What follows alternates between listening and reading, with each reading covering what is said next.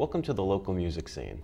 With me today, I have the Plugged In Teen Band co-founders, Sandra Rizkallah and Tom Pugh. How you doing today, guys? Pretty good, Joe. All right, thanks for coming in. Thank you. Thanks. Well, let's just start with the Plugged In organization. Let's talk about it. How did it get started? It started in 2002, and basically what happened is we had teenage kids and would be driving kids around in the car, and in the backseat we'd hear people talking about they want to start a band, and oftentimes they never did it. And so we sort of felt that that was a negative experience for them, and that it would be very helpful if they had some sort of program that would allow them to reach that goal. So Tom is a musician, and I have some organizational skills, and we just came up with the idea, and I think that's how it started. You know, it's so funny to be sitting here saying this because we've told the story so many times, and in a way, we never imagined we'd end up where we are now with an average of 80 students in the spring and fall. We've never advertised, really. We've only done word of mouth, and we've had such good luck and such great experiences with kids. Now, some people say to us, gee, teenage kids, what could happen? Oh my gosh. And we've never had really these bad experiences that people get in their minds what might be happening. It's been so many positive experiences for the kids and for us, and for a lot of the parents too. And I think also some kids are able to put a band together. They know the people, they have a place to rehearse, and they just have the ability to sort of coordinate that. But most kids, you know, either have a certain amount of passion for it, and maybe they don't know other people who have the same passion, or they don't know the right people who play the instruments, they don't have a place to rehearse. So you know, it's not easy to start a band and to make it work and to plan the rehearsals and to figure out what everyone likes. So I think that it really does provide a service to kids who love this type of music, who play an instrument, and it just makes it much easier to reach that goal of starting a band. I think that's great, guys. I mean, just giving people a place to go, Yeah. in general. You know, when you're young and you're in school, there's not a lot of places that you can go to have that kind of outlet. You know, I mean, you drive your parents crazy with your guitars and everything, or your drums or whatever, and it's only, you know, it's nice to have that spot where people don't mind. You know, Yep. you can teach them, and they can enjoy themselves. They have that community. Yep. I think that's great. And also, a lot of kids, you know, in certain communities in this area, you know, if you're good in sports, you get recognized. If you're good in academics, and here we have kids who have a really great skill. And before, you know, I think without this type of program, they just basically in their basement or in their room playing. And this is a way to be acknowledged in the community for a talent that they have, and also a way to give back with a talent that they have. So, you know, some people have called it Little League for musicians, but it's, you know, it's a real nice sense of community and acknowledgement. I like that, Little League for musicians. Everybody plays. That's awesome. Very cool, guys. Are there other staff members involved with Plugged In? Well, we have a teaching staff of 6 teachers, all Berkeley affiliated, several graduates, some still students actually, a couple of which who were actually in the program and then went to Berkeley and came back to teach for us. And you know, we have currently 22 bands I think so. this fall, but sometimes it's flexible. I mean, kids say, you know, I can't take this, I have too much to do, or other kids pop up out of nowhere, hey, here you got a band program, and it's already 3 weeks into the term. We try to get everybody worked in, and Sandra does a wonderful job with really the coordination of the kids, and we've really found that it's something that it accesses their desires and their dreams in a way that a lot of things don't. Sports can, and academics can, but it's as a sort of an artistic outlet. Music is such a unique thing. It's a team sport, but not the same way as sports is exactly, and it's much more of a balance. It's almost like an acrobatic troupe. You know, everybody has a balance and hold themselves together to keep the train on the tracks, or else it's a train wreck, as you know what that's like. Oh yeah. And so. Well, in terms of staff too, so right now I'm the only full-time paid employee, as you know, we're both co-executive directors, but I do most of the administrative stuff. And we have the teachers who are, you know, just contracted. And Tom has actually, since 2002, volunteered 100% of his time and worked countless hours. And one of the things we're doing, we're a nonprofit 501c3, and we have a board of directors. And one of the things that we're really doing is a lot of fundraising, which we've never done before, grant writing, looking for corporate sponsorship, private donations. because in order for us to really grow the program and really, we've never advertised, so if we want to reach out to different, more students or increase the amount of programming we have, we really need to get more paid staff. So that's really one of our first goals right now, is to really increase the fundraising and to finally pay Tom for a lot of volunteer hours that he's done, and hopefully have him work full-time soon. Nice. What types of programs or workshops do you offer at Plugged In? Right now we have our regular classes.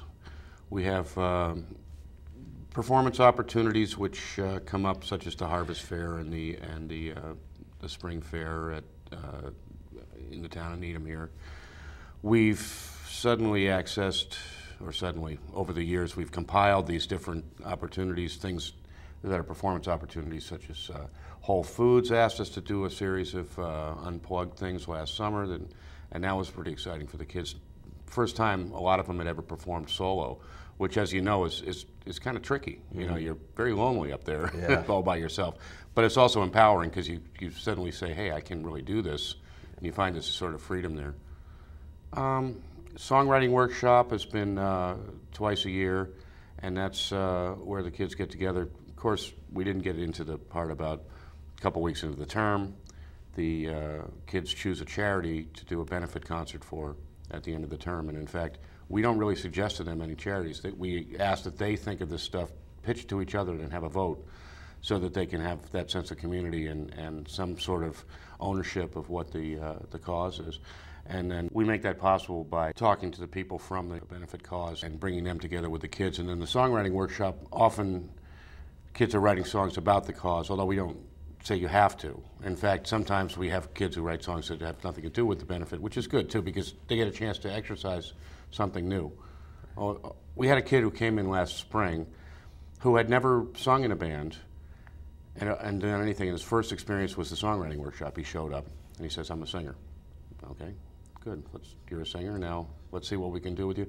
And it turned out by the end of the songwriting workshop, he had written his own song, sung it, recorded it, and then moved on to singing again in the program in the summer and the fall. And it really is kind of amazing, because we're kind of like, okay, it's hard to be a singer, and especially, and in the lyricist, we had no idea whether he could write anything, but he came in and he just went for it, The programs are pretty simple though right now: classes and songwriting workshop and performance opportunities that as they become available.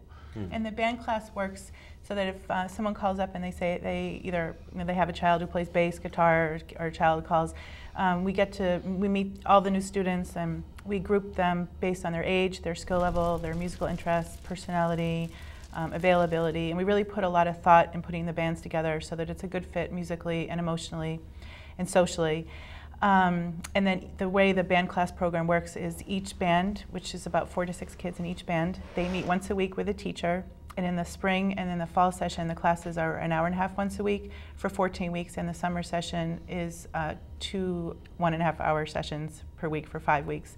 And so they meet, the kids suggest songs, and the teacher assesses whether that song is doable for their skill level, and then helps them work the song out. And then the goal of the band class 14-week program is to perform in the benefit concert and have a set of songs to perform. And it's it's a very non-competitive, non-stressful environment. So whether a band has 2 songs or 6 songs, there's no pressure. It's really about just personal growth, connection with other musicians, and learning about using music to help other people. It's just a very friendly and safe environment where the kids feel safe taking risks creatively. Great. And then, like you said, we have the songwriting workshop, recording workshop, and all the outside performances. A lot of resources. That's Yeah. great. Are there any age requirements to join the program? The youngest has been 8 years old, and the oldest 20, 21. The kids on the outside, sir, usually it's about 11 to 17. And we find there's a dip sometimes in interest when the kids get to be juniors or seniors in high school. They kind of either branch out on their own, or they've decided that they're not as interested in pursuing music in a band anymore. Yeah, the youngest kid we ever had as an official student, I guess, was 8, and the oldest 20. But that's, like I said, the exception. It's mostly in the middle from 10, 11 to 16, 17.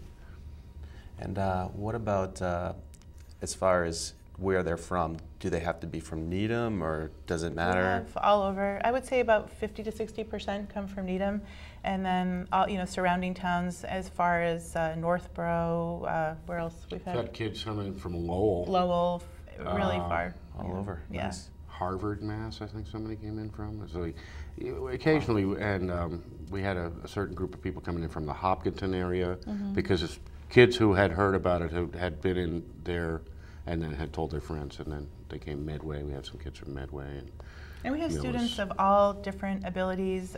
We have some special needs students with Asperger, autism, ADD, and I think the beautiful thing is that the kids are so grateful to have a chance to play music and to be part of this community, and really are grateful to have the opportunity to help other people, that though any differences in those regards are totally transcended by the love of music. So it's a really sweet to watch the kids just be nice to each other and accepting no matter what differences exist. Definitely.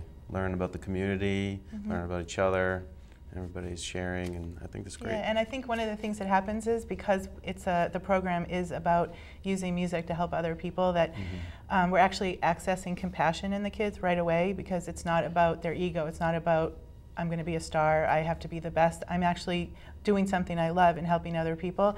And by accessing compassion, it really changes the atmosphere of the program, and suddenly it's really about caring for other people, caring for people in the world, caring for your other students, and caring for yourself, and being not being so hard on yourself. I mean, there's so much pressure for teenagers, to be the best college and to do really well. And Plugged In really provides a place where they can just relax and really love themselves and be compassionate and feel safe with their friends who are also kind to them. And it's very sweet. And I really think that comes from the charitable part of the program. That's great. I wish I had something like that when I was growing up. So do Everybody I. says that. Have you seen any particular situation where a student, aside from the music, had a positive effect on them? Definitely. So many of our students may not have found success in academics or sports, and oftentimes we find that the kids, they come to us and they really have low self-esteem. They just haven't had a way to express their gifts and have had success. And we find that they come into Plugged In, and finally they have a place where they can be acknowledged in the community for their talents. They can be acknowledged amongst their peers for their talents. And also I think it's very empowering for young people to realize that they can make a difference in the world and help somebody else. Another thing is oftentimes, in our culture, we sort of have this feeling that teenagers are selfish and self-centered, and I really think sometimes that just comes from the media portrayal of teens, because we find in Plugged In that they take to this philanthropic part of the program so quickly, and it means so much to them, and they rise to the occasion to help other people, and they feel self-confident, empowered, and the result is that they're empowered and they're empowering other people through their music.